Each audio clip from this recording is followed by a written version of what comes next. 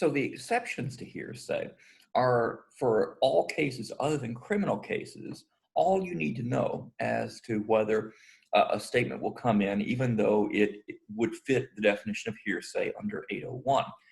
However, if you're offering an item of evidence, a statement that would otherwise qualify as hearsay, even if it satisfies uh, a hearsay exception or a non-hearsay definition, if if it's deemed to fail the Sixth Amendment's Confrontation Clause requirement, then notwithstanding the fact that it uh, qualifies as an exception to hearsay when otherwise come in, the Confrontation Clause may pose an added layer, or does pose an added layer of requirements that we have to consider.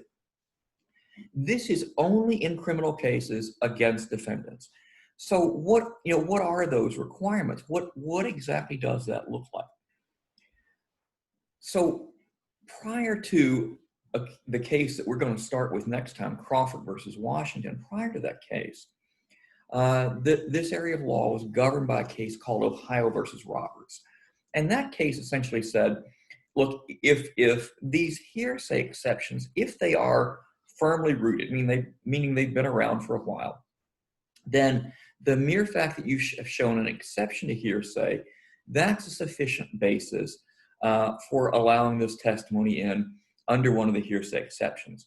If it's not one of these old, firmly rooted exceptions to hearsay that's been around for a while, then you have to show that under the circumstances of the present case, that you have particular indicia of reliability, that these statements look like they really are reliable.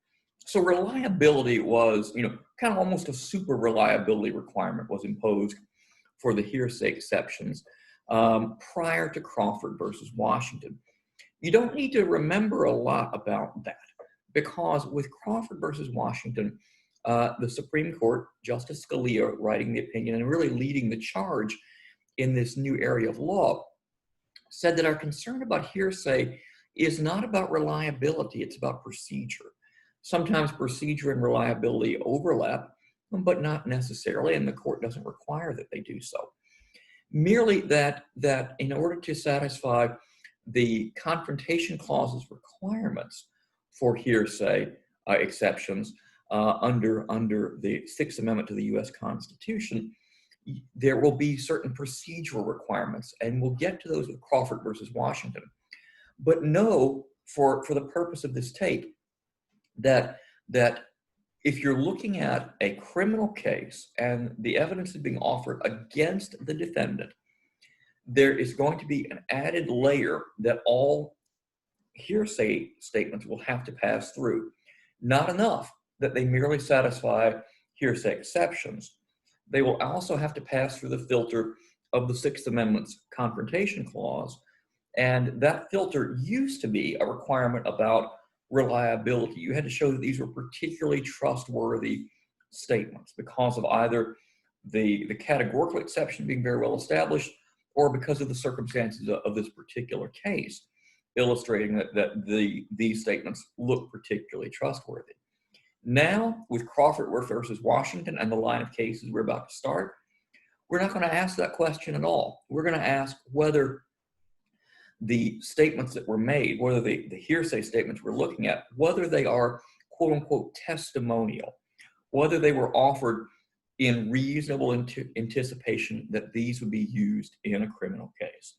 That will become the new standard. We'll get into that with Crawford, but the key thing to take away from this tape is that if it's a criminal case and the evidence is being offered against the defendant, beyond the hearsay exceptions, you've got to show one more thing in order for the prosecution to get that evidence in, and you have to show that it will clear the threshold of the Sixth Amendment's Confrontation Clause.